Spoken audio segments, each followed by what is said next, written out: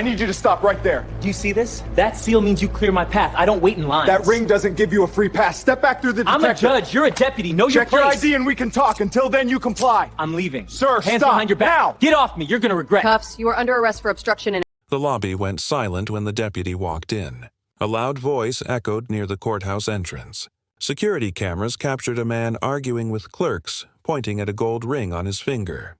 He claimed high status. He flashed the ring toward the uniformed staff and ordered them to clear his path. The deputy watched his movements. The man pushed through the metal detector without a check. He refused every lawful command. His ring held the seal of a judge, but his name did not match any record in the system. Tension rose fast. The deputy stepped forward. The man tried to leave. Officers blocked the door. Bodycams recorded each second as the truth behind that ring surfaced. Deputy Ryan Cole pushed through the courthouse door and stepped into the main lobby. The building smelled like old paper and disinfectant. Morning sunlight spilled across the tile floor.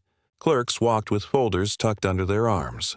Lawyers checked phones while waiting for hearings to start. Ryan moved toward the security checkpoint. 2 officers worked the metal detector, scanning bags and answering routine questions. A sharp voice cut through the quiet. A man stood near the checkpoint with tense shoulders and raised hands. He wore a dark suit with polished shoes. His tie sat tight against his collar. On his hand rested a gold ring with a raised seal. He pointed at the ring and announced that he deserved immediate access. The clerks backed up. One clerk tried to calm him. He talked over her with a louder tone. Ryan set his coffee on the desk near the wall and walked forward. His body cam blinked with a solid green light. He approached with slow steps. The man glanced at Ryan, then pointed his finger at the metal detector. He said he held authority. He said no deputy had the right to delay him. He tapped the ring against his chest like a badge. The courthouse staff exchanged nervous looks. A few civilians waiting in line stepped aside. Ryan ordered the man to step back from the checkpoint. The man refused. He shook his head and tried to walk through without screening. Ryan blocked his path. The man told him to move. Ryan repeated the order. Stand back. Empty pockets. Place all items in the tray. Standard procedure. The man scoffed and reached for his wallet. He waved it in Ryan's face. Inside the wallet sat a judge's ring card, the small document that matched the seal on his finger. Something felt off. The card looked crisp and fresh without wear. Most court staff carried worn credentials with bent corners and faded ink. Ryan asked for state identification. The man stalled. He looked left and right. His jaw flexed. He lowered his wallet and said Ryan had no right to question him. He leaned close and whispered that Ryan would lose his job by sundown. He flashed the ring again with dramatic flair. Ryan reached for his radio. He requested a supervisor to the lobby. The man grabbed his briefcase from the floor and tried to pass the metal detector again. The officer at the machine raised a hand and ordered him to stop. The man pushed the officer's wrist away. The motion triggered the alarm. Ryan stepped in and placed a hand on the man's shoulder. The man jerked away and shouted. His voice echoed through the courthouse halls. 2 attorneys in the waiting line backed up toward the wall. A clerk dropped her stack of papers. Ryan issued a final command, comply or face arrest. The man ignored the command and grabbed his briefcase tight. He looked toward the south hallway as if planning to run. Ryan saw the shift in his stance. The man turned toward the exit and took a quick stride. Ryan moved fast. He placed his hands on the man's arms and secured him against the wall. The man flailed, shouting threats at the top of his lungs. Ryan held control and called for another unit. The second deputy arrived from the corridor near the elevators. He helped take the man to the floor. They ordered him to place his hands behind his back. The man kicked his feet and tried to pull free. Ryan guided his arms into cuffs. The ring flashed under the lobby lights as the cuffs locked. The man shouted that the deputies made a serious mistake. He said they touched a protected judge. He said he planned to sue every person in the building.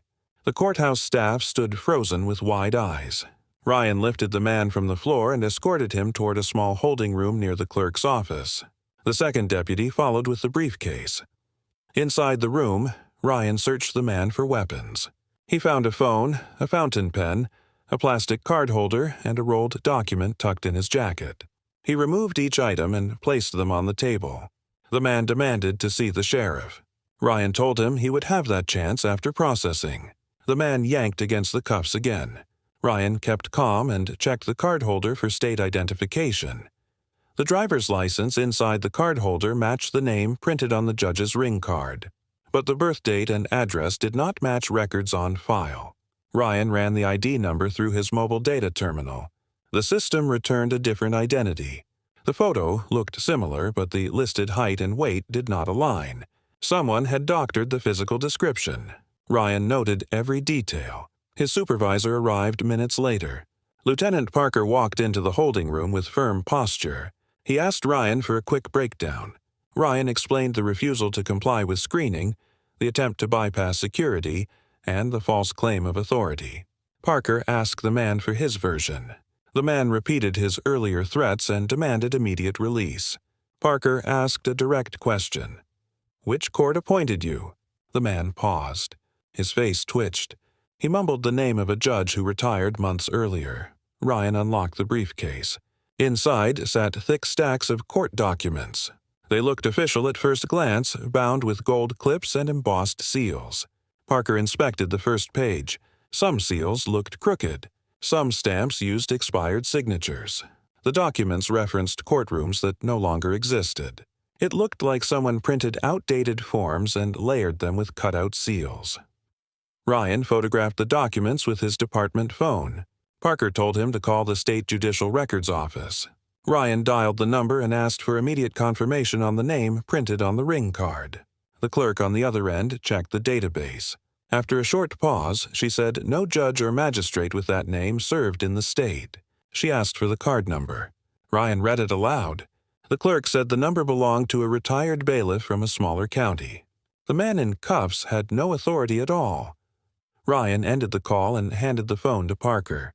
The lieutenant confronted the man with the information. The man spit on the floor and shouted that everyone in the room would pay for the insult. Parker warned him that any further threat would add to the charges.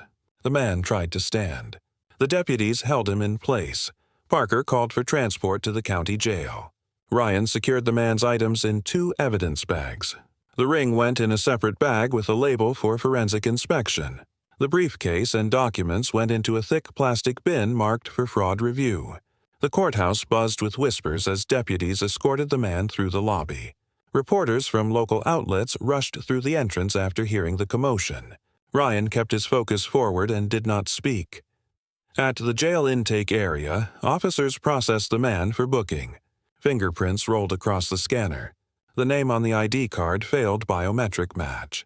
The jail clerk checked national records. The man had previous charges in another state for forgery and impersonation.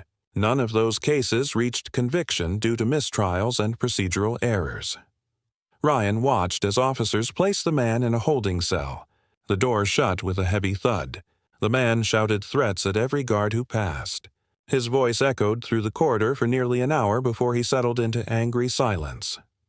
Ryan completed his arrest report at a desk near the booking counter. He wrote every step in simple detail. He attached bodycam footage files, statements, and evidence notes. Once finished, he submitted the report to the lieutenant. Parker read through the summary and nodded. "Good work," Parker said. "This one will get attention," Ryan nodded. The lieutenant explained that state investigators would arrive the next morning to examine the forged documents. They needed to trace where the fake seals came from, who printed them, and how the man entered the courthouse with such confidence. Ryan left the jail and walked back to his cruiser. He leaned against the door and took a long breath. His shift still had hours left, but his mind stayed locked on the man's bold behavior. The fake ring, the fake card, the loud voice, the attempt to walk past security with forged authority. He turned the key and rolled back toward the courthouse. The lobby returned to normal rhythm. Clerks stamped forms. Lawyers carried files. The metal detector beeped at a slow pace. The officers at the checkpoint waved Ryan over. They thanked him. One clerk said she felt unsafe until the man left. Ryan gave a short nod and told them to follow protocol and call him if they saw anything unusual. He walked through the hallway and entered the sheriff's office. Sheriff Harlow sat behind a thick wooden desk, reading a stack of memos. He looked up and motioned Ryan into the seat across from him. Ryan gave a full update on the arrest. Harlow listened without interruption. When Ryan finished, the sheriff leaned back. Harlow said similar incidents happened in other counties. People with fake legal titles showed up in government buildings and tried to bypass rules. Some sought access to restricted files. Others tried to reach judges in chambers. Every time the pattern matched: forged cards, fake rings, phony court orders. Ryan asked if the man belonged to a larger group. Harlow said state investigators tracked a network that produced fake legal papers and sold them to offenders. The network promised influence without accountability. Some buyers believed the lies. Others used the papers to intimidate civilians. Ryan asked for extra patrol near the courthouse. Harlow agreed. He assigned 2 more deputies to the entrance for the rest of the week. Ryan left the office and returned to the lobby. He watched the metal detector for 30 minutes, scanning faces for signs of tension. No trouble surfaced. He checked the time and stepped outside. The sun dropped behind the courthouse tower. Shadows stretched across the parking lot. Ryan walked to his cruiser and started the engine. Dispatch sent him to a minor loud noise complaint at a nearby park. When he arrived, a group of teenagers played music with portable speakers. They lowered the volume and cleared the area without resistance. Ryan filed a short note and left. His next call involved an abandoned car near a gas station. The vehicle sat with hazard lights flashing. The owner arrived minutes later carrying a gas can. Ryan stayed until the driver refueled and drove away. Hours passed with normal patrol work. As midnight approached, Ryan drove past the courthouse on his way back to the station. A single car sat near the side entrance. A man leaned against the hood, smoking under a street lamp. Ryan slowed and shined his spotlight. The man dropped his cigarette and waved. He introduced himself as a maintenance worker locking up after a late repair in a courtroom. Ryan checked his ID and moved on. At the station, Ryan completed his shift notes. He filed the arrest paperwork and checked his bodycam battery before powering it down. He hung his duty belt in his locker and headed home. Morning came with new developments. When Ryan returned for the next shift, state investigators crowded the evidence room. They held the fake ring and cards under bright forensic lights. An investigator snapped photos of the seals. Another took fingerprints from the briefcase.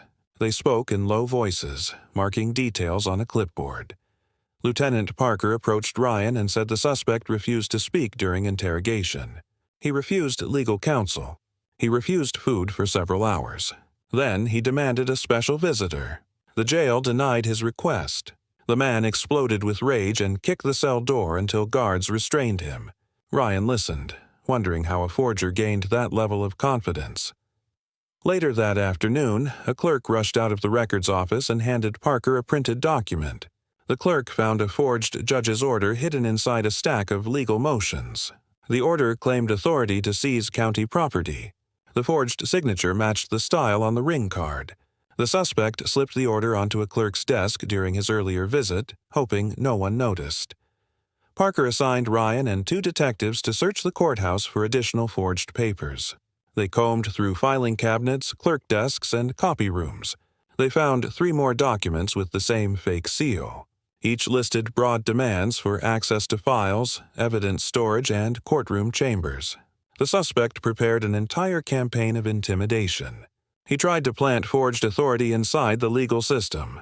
Ryan logged each discovery and delivered them to state investigators. The case expanded with every new find. Journalists learned of the arrest and waited outside the courthouse entrance for updates. The sheriff stepped out and gave a brief statement. He confirmed the arrest but released no names. He told reporters that forged documents threatened court integrity. Deputies protected the courthouse from infiltration. Ryan stood inside the lobby and watched camera flashes outside the glass doors. He could not hear the questions from reporters, but he saw their urgency. He looked toward the metal detector. Officers scanned each bag with extra caution. The courthouse felt different now, more alert, less trusting. As the day ended, Ryan walked to the parking lot. The sky glowed orange with the last light of sunset. He opened his cruiser door, but a clerk hurried toward him. She asked if he heard the news. She said the forged documents linked to a fraud ring that targeted courts across 3 states. Warrants went out for additional suspects. The arrested man might lead investigators to the main source. Ryan nodded. The clerk thanked him again for stopping the suspect before he gained access to restricted areas. She walked back inside. Ryan sat behind the wheel and stared at the courthouse windows. He thought about the man's confidence, his threats, his bold lies. He wondered what he planned to take from the courthouse and who helped him create the forged papers. The investigation only began. The arrest sent shockwaves through the legal system, and every courthouse in the region scrambled to tighten procedures. Ryan drove home in silence. He felt the case crawling under his skin. Something bigger waited ahead. He parked in his driveway, stepped inside his house, and dropped onto the couch. Sleep came slow. His mind kept replaying the moment the man flashed the ring and tried to walk past security. Confidence without merit. Lies wrapped in gold. Morning promised new answers. Ryan prepared for the next wave. Ryan stepped into the station ready for another long day. The courthouse arrest spread fast across the county. Phone calls flooded the front desk. Reporters waited outside with cameras and notebooks. The sheriff asked every deputy to keep calm and stick to regular work. Ryan checked his patrol gear, bodycam, and radio. He signed into the system and prepared for patrol. Before he reached the cruiser, Lieutenant Parker waved him into the briefing room. Inside, 2 state investigators waited.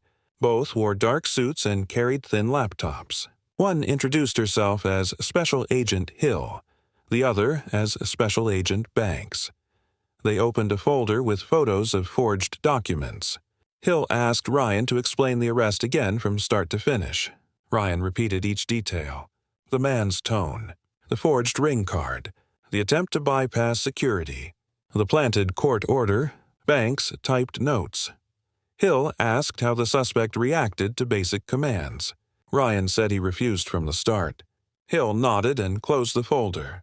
She said investigators traced the forged seals to a private printer in a nearby county.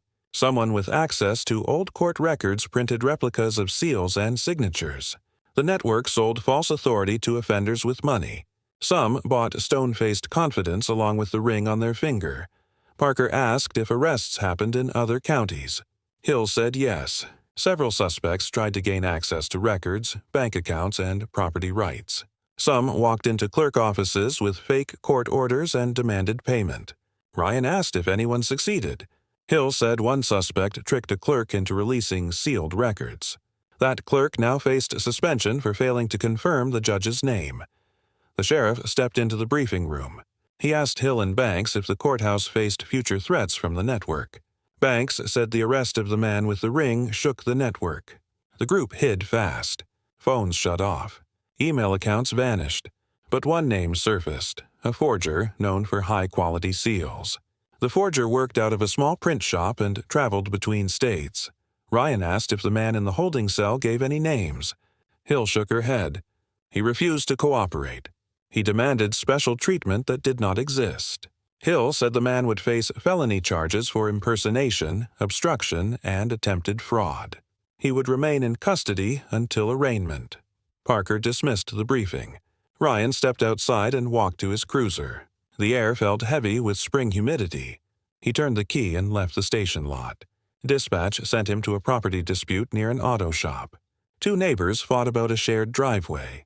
Ryan separated them, checked local records, and told them the line belonged to the shop owner, not either neighbor. Both left with frustration, but no trouble. Next, Ryan drove toward the courthouse for routine presence. When he arrived, 2 deputies guarded the entrance. A line of visitors waited for screening. Some whispered about the arrest. Ryan walked inside and set his eyes on the clerk counter. Workers moved stacks of files without pause. They wanted the day to feel normal again. The main courtroom opened for afternoon hearings. Ryan stepped in. The judge sat high above the floor. Defendants entered one by one. Routine cases filled the docket. Traffic violations, petty theft, unpaid fines. The county attorney stood at the lectern. Public defenders sat at a long table scribbling notes. Ryan stood near the back of the room and scanned every face. During a short recess, the judge called Ryan forward. Her voice stayed low so others would not hear. She thanked him for stopping the man with the ring. She said the court staff felt safer. Ryan gave a simple nod. No speeches, no attention. He stepped back to the rear door and left the room. By evening, the courthouse closed. Ryan returned to the station for paperwork. The arrest from the previous day triggered a long list of administrative tasks. Ryan finished each form without complaint. He completed a new report on the forged orders found in clerk offices. When he finished, he walked to the break room. Coffee sat warm on a burner. He filled a cup and leaned on the counter. Deputy Miller entered the break room. He asked about the forged ring. Ryan explained the investigation in short lines. Miller shook his head and said, "People tried everything to look important." He said some criminals loved costumes more than crimes. Ryan agreed, then returned to his desk. Near the end of his shift, Hill and Banks walked into the station. They asked if Ryan had a moment. He joined them in the briefing room. Hill showed him a new printout. Investigators recovered emails from a burner account tied to the suspect. The messages directed him to enter the courthouse and deliver forged orders to specific departments. The emails gave instructions on how to talk, how to move, and how to make staff believe he belonged. Ryan asked who sent the messages. Banks said, "The messages came from a laptop that moved between hotels.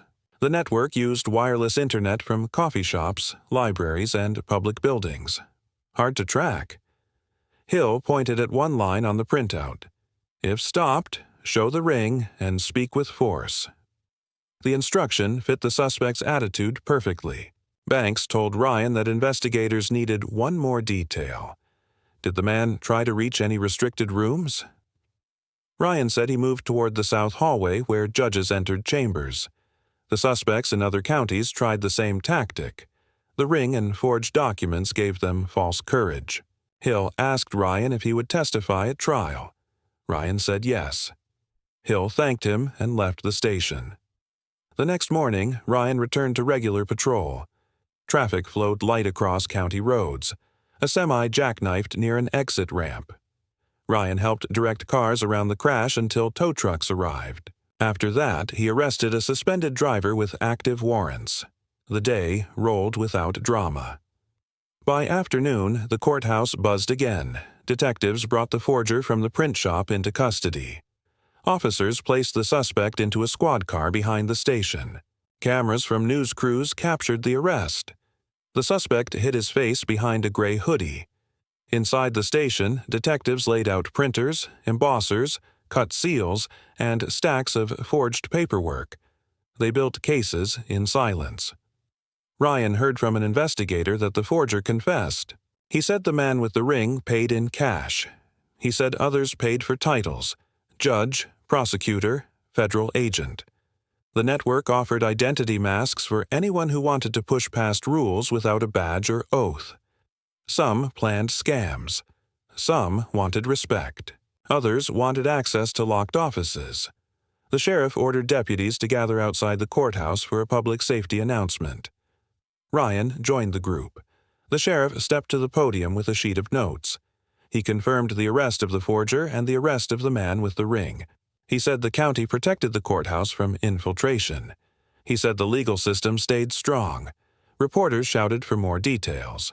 The sheriff refused to release names until formal charges filed. Ryan stood behind him with a blank expression. Reporters snapped photos. Some pointed mics in his direction. Ryan stayed silent. He knew FBI agents joined the case that afternoon. The county now worked with federal prosecutors to track financial links between the suspects. The case expanded beyond forged papers. After the announcement, Ryan walked to his cruiser. A clerk from the courthouse approached him. She held a sealed envelope. She said someone left it inside the clerk window addressed to him. Ryan took the envelope and opened it.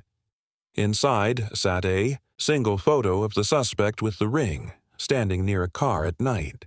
The photo showed another man handing him a package. The image looked like a warning. Ryan carried the envelope to the sheriff. Harlow looked at the photo and frowned. He told Ryan to lock his house and watch for strange cars near his street. Ryan nodded. He placed the photo into evidence. Night fell.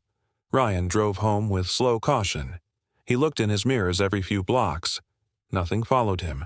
He reached his driveway without trouble. He walked inside and checked each window. His dog ran from the hallway and greeted him. Ryan petted the dog and sat on the couch with quiet tension. By dawn, his mind stayed clear. He dressed for another shift and returned to the station. Miller told him the jail moved the man with the ring to a higher security cell. The suspect tried to bribe 2 guards with promises of wealth. One guard laughed and walked away. The other filed a report. Ryan stepped into the evidence room with a detective. They reviewed the forged seals again. The detective said the print shop held a digital file with dozens of fake signatures. Judges, clerks, sheriffs, attorneys. The suspects printed whatever title helped them gain access. Some documents looked flawless to untrained eyes. Ryan asked how the man got the judge's ring. The detective said investigators tracked it to a pawn shop. The ring belonged to a retired judge who died 5 years earlier. Thieves stole the ring from a storage unit and sold it. The suspect bought it that same week. Parker entered the evidence room and said the arraignment would happen in 2 days. The county expected a huge crowd. Ryan would stand near the holding cell during transport to court. They wanted no surprises. 2 days passed with no trouble. The morning of the arraignment, deputies lined the courthouse hallway. Ryan stood near the elevator. The suspect stepped out in shackles. He wore a jail uniform. His hair sat messy. His eyes darted side to side. Reporters flashed cameras. The suspect tried to speak, but deputies ordered silence. The judge entered the courtroom. The arraignment began. The county prosecutor read a list of charges: fraud, forgery, trespass, impersonation, attempted theft by deception. The suspect smirked. He pled not guilty. The judge denied bond due to risk of flight. Deputies escorted him back to the elevator. As Ryan turned to leave the courtroom, a stranger sitting in the gallery stood and stared at him. The stranger wore a dark coat and held a folded newspaper. Their eyes locked. The stranger walked away and disappeared among the crowd. Ryan took note of the face and wrote it in his phone. After court, Ryan returned to patrol. A car rolled through a red light near Main Street. He stopped the driver and issued a citation. Another call came in for a shoplifting complaint. Ryan interviewed the store manager and caught the offender half a block away. Regular work filled the rest of the shift. That night, Ryan found another envelope at his station mailbox. Inside sat a second photo of the man with the ring, shaking hands with someone outside a bar. The letter had no words. Ryan gave the envelope to Parker. The lieutenant said someone watched the case from the shadows. The investigation entered a new stage. The network did not like attention. Someone sent warnings. Someone feared the man with the ring would talk. Ryan knew the case turned dangerous. The next morning, Parker called Ryan into his office. He said federal agents wanted Ryan to join a meeting at a secure location. Ryan agreed. The federal meeting took place inside a conference room at a nearby field office. The building sat behind a fenced lot with guarded gates and tinted windows. Ryan parked beside unmarked sedans and entered through a security door. A receptionist checked his badge, logged his arrival, and directed him toward a hallway lined with framed case reports from past investigations. Special Agent Hill waited at the door of the conference room. She greeted him with a short nod and opened the door. Inside, a long table held stacks of printed documents, phones, hard drives, and a laptop connected to a projector. Banks stood near the far wall reviewing a printed photo. 2 uniformed officers from the state police sat on the left side. A federal prosecutor joined them with a yellow legal pad and pen. Hill pulled up a chair for Ryan. She clicked the projector remote, and the first image filled the screen. The figure in the photo looked familiar. A middle-aged man with short gray hair, black blazer, wireframe glasses, and calm eyes. Hill said he worked as the suspected coordinator of the fraud network. His name appeared on multiple email trails, though he used fake identities in each. He ran a small financial business that helped offenders launder money through phony legal fees. Another image appeared. It showed the same man meeting with the suspect who wore the judge's ring. The meeting took place in a strip mall parking lot. The suspect carried the same briefcase from the courthouse incident. Hill pointed at a second figure near the car. A lookout watched the lot while the exchange occurred. Banks handed Ryan a folder filled with witness statements. Several informants described the network as a quiet operation with tight loyalty. The coordinator supplied false titles to offenders who wanted government access. He promised legal advantage without any oath or bar credential. Many buyers lacked true goals. They wanted status. They wanted the illusion of rank. Hill explained that the suspect in the county jail refused all cooperation. He refused to identify the coordinator. Ryan listened in silence. The prosecutor flipped a page and asked Hill for details on the network's next planned move. Hill said the coordinator prepared a new forgery batch targeting property cases in 3 counties. The forged documents included fake orders to seize land and transfer funds. One forged order sought access to safety deposit boxes at a local bank. Banks placed a printed map on the table. It showed the direct path from the coordinator's office to the courthouse. The coordinator planned to enter court records by mailing forged packets to clerks. If one clerk accepted the forged order, the network would access sealed property lists. The plan depended on quick movement and bold confidence. Ryan asked for a photo of the lookout who appeared in the strip mall footage. Hill tapped the projector button. A young man with a baseball cap and neck tattoo filled the screen. The lookout sat on a bench near a trash can with his phone raised halfway. His posture suggested vigilance. Hill said the lookout worked as security for the coordinator. He watched drop zones and flagged suspicious movement. That meant the suspect who wore the judge's ring did not act alone inside the courthouse. Someone waited nearby. Banks slid another photo across the table. It showed a parked sedan outside the courthouse on the day of the arrest. The plate belonged to a rental agency. The car sat across the street for 3 hours before the arrest. The lookout sat inside the sedan, watching the entrance. When the arrest happened, the lookout left. No one chased him because no one knew he waited outside. Hill asked Ryan if he remembered any suspicious behavior outside the courthouse on that day. Ryan recalled a maintenance worker near the side entrance after closing time. The worker showed identification and said he locked up a courtroom. His ID passed a quick check at the time, but Ryan told Hill he never saw the man in past shifts. Hill leaned forward. She asked if the maintenance worker matched the photo on the screen. Ryan stared at the image of the lookout. Same build, same posture. The baseball cap hid some hair, but the shape of the jaw and nose looked familiar. Hill instructed Banks to run employment checks for maintenance workers scheduled that night. If no record appeared, the lookout gained access with a forged badge. That meant the network breached the courthouse building twice in one day. First, through planted orders. Second, through a fake worker. The prosecutor asked Ryan to describe the envelope with the photo left for him. Ryan said the envelope arrived at the clerk window without a name on the outside. He opened it and found a photo of the suspect meeting someone at night. That photo did not appear in any of the files on the table. The photographer wanted attention. Someone watched the network from another angle. That someone wanted Ryan to know. Hill changed the slide. A photo of an older building appeared on the screen. A former law library stood behind a chain-link fence with a locked gate. The library closed years earlier. Windows boarded up. Weeds covered the sidewalks. Hill said informants believed the coordinator used the basement of the old library as a storage point for forged seals and blank forms. The building sat outside county jurisdiction. Federal officers needed a search warrant. The prosecutor spoke with calm tone. He said a judge would likely sign the warrant if probable cause linked the library to the network. Ryan provided a signed statement confirming the planted papers and the forged ring card. The prosecutor gathered documents and prepared the warrant request. Banks turned to a whiteboard and wrote a list of tasks.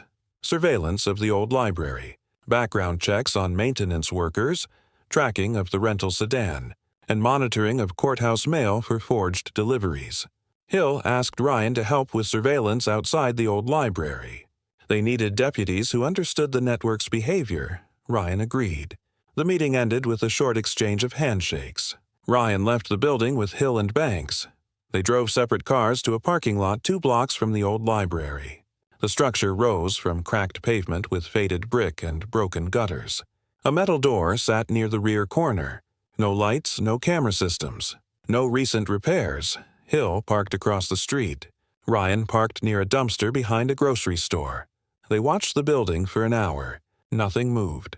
No cars, no people. No sound. Daylight faded. Streetlights flicked on with dull yellow glow. A stray cat wandered across the alley and disappeared. Banks arrived with 2 unmarked sedans.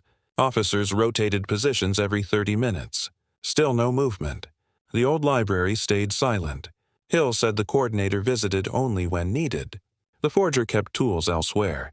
The library likely stored finished documents, rings, and stamp plates. 2 hours later, a pickup with tinted windows rolled down the alley behind the library.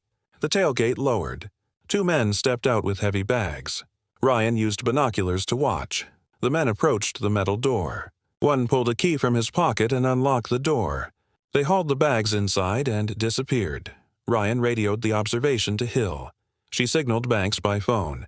Banks said the warrant would arrive soon. The prosecutor secured a judge's signature faster than expected. Officers filled out the entry plan. Ryan and Hill would approach from the back. Banks and 2 officers would approach from the front. When the officers formed up, Banks gave the signal. 2 officers rushed the front door. Hill and Ryan moved to the rear door. Hill tried the handle. Locked. Ryan stepped back.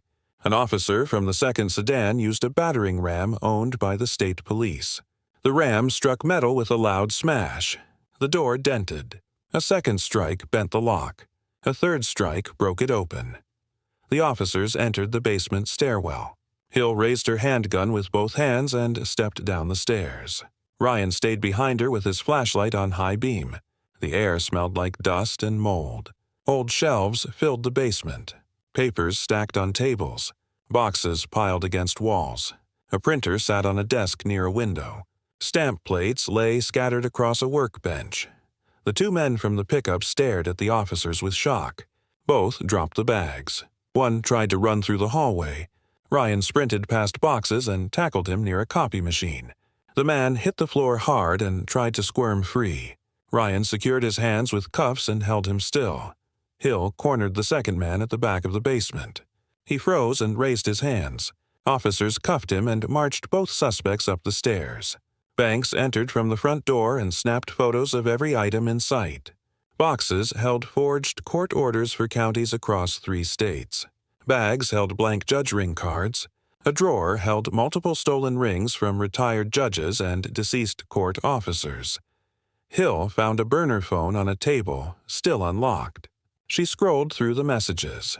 The coordinator sent instructions on building confidence during courthouse entry. Act entitled, speak louder than staff, avoid eye contact with deputies, mention judge names when asked. One message listed the courthouse from Ryan's county by name. Another message mentioned the old library as a safe room. Officers searched every corner. They recovered laptops with spreadsheets of payments, mailing lists for clerks, and layouts of multiple courthouses. One document listed exits, entrances, and security weaknesses. Banks said the coordinator studied each building like a blueprint. Ryan watched as the suspects sat against a wall with wrists locked in steel cuffs. Both shook with silent frustration. Their plan ended. Their safe room turned into a crime scene. When officers finished cataloging evidence, they loaded everything into vans. The suspects rode in separate squad cars. Ryan and Hill drove to the federal building to file statements.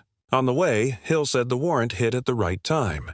She said the basement held active equipment. If they waited longer, the network would have moved everything and vanished again. Inside the federal building, Ryan signed his statement and handed over his bodycam footage. The footage captured the entry, the chase, and the arrest. Hill thanked him with a short nod. She said the coordinator would feel pressure now. The 2 men in cuffs would talk. They lacked the bold confidence of the suspect with the ring. They looked scared enough to cooperate. Ryan left the field office after midnight.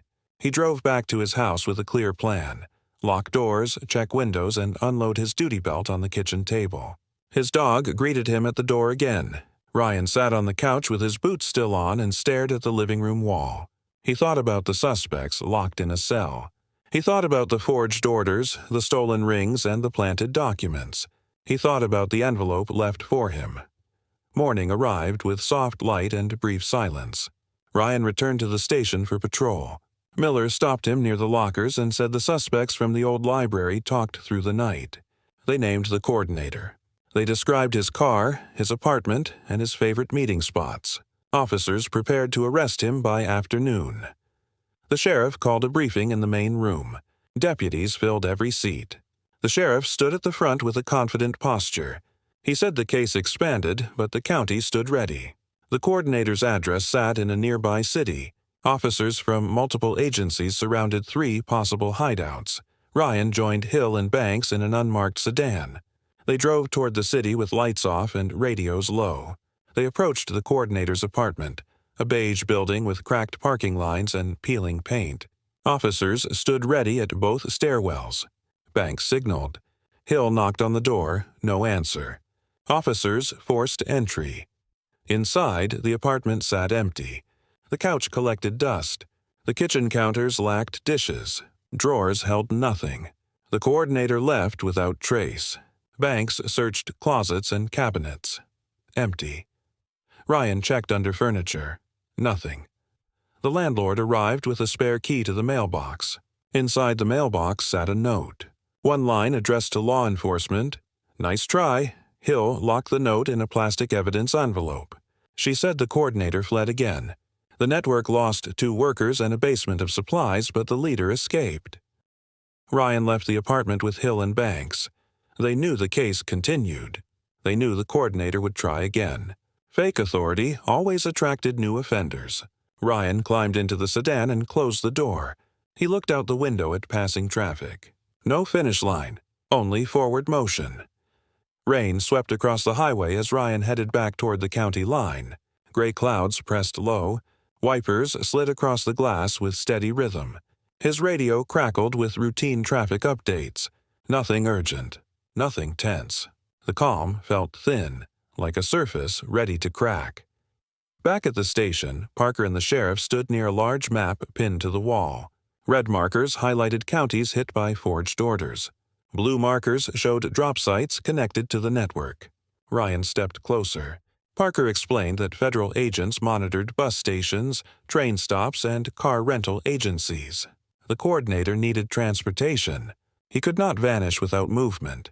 Every highway camera recorded plates by the second. The sheriff handed Ryan a stack of printouts. Each page listed properties targeted by the network. Some belonged to wealthy landowners. Some belonged to small businesses. One page listed county-owned storage lots filled with impounded vehicles. If the forged orders succeeded, the coordinator planned to take property worth millions. Parker asked Ryan to handle courthouse security for the week. Extra deputies would rotate through the entrance, record room, and clerk counters. Ryan agreed.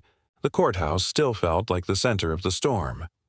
At dawn, Ryan returned to the courthouse lobby. Officers controlled each door. Visitors moved through screening with patience. Everyone knew what happened last week. Fear mixed with curiosity. Some whispered near the metal detector. Some stared at Ryan with quiet gratitude. The judge held a quick meeting with courthouse staff. She reminded everyone of protocol. No one accepted documents without verification. No clerk trusted stamped seals without checking the name inside the state database. Ryan stood near the back and watched heads nod around the room. After the meeting, Ryan walked the hallways corner by corner. He checked courtroom entrances and emergency exits. He inspected badge readers and stairwells. Everything stayed calm. Around noon, Hill called Ryan's phone. She said the coordinator's card logged a small purchase at a gas station 2 counties south. Agents rushed there, but security footage showed the coordinator leaving in a dark sedan with out-of-state plates. Ryan asked for the direction of travel. Hill said east toward rural roads. State troopers and deputies flooded highways near that corridor. Ryan returned to his cruiser and logged into patrol. He drove east along the county border, scanning side roads and dirt paths. The rain faded. Wind lifted loose dust from the shoulders of the highway. A few trucks passed, headed toward large farms. Dispatch called for assistance near a closed grain mill. Local workers saw a black sedan parked near the loading ramps. Ryan sped toward the location. When he arrived, 2 troopers already stood behind the sedan with weapons drawn. The sedan sat empty, engine cold. Trunk locked, Ryan and a trooper opened the trunk. Inside sat a stack of boxes filled with blank judge cards and fake court orders. A small laptop rested on top of the boxes. The laptop remained powered, screen turned off. Ryan pressed the power button. The login screen popped up. No password prompt. No encryption. The coordinator left a trap. Banks arrived minutes later with a digital analyst. The analyst opened a folder labeled Duties. Inside sat template documents with signatures removed. A second folder named Payments listed transactions linked to prepaid cards. The coordinator paid everyone in cash or cards with no links to his name. Hill found a small slip of paper taped to the laptop base. A handwritten message read, "I walk past every badge." Ryan studied the words, quiet and short. The coordinator challenged the entire case. Troopers circled the grain mill. One found footprints near the loading dock. The prints led toward a wooded area behind the mill. Officers formed a search line. Ryan joined the line and moved through wet grass and broken branches. Nothing turned up. Hours passed. Darkness approached. Hill told everyone to stand down. The coordinator slipped through again.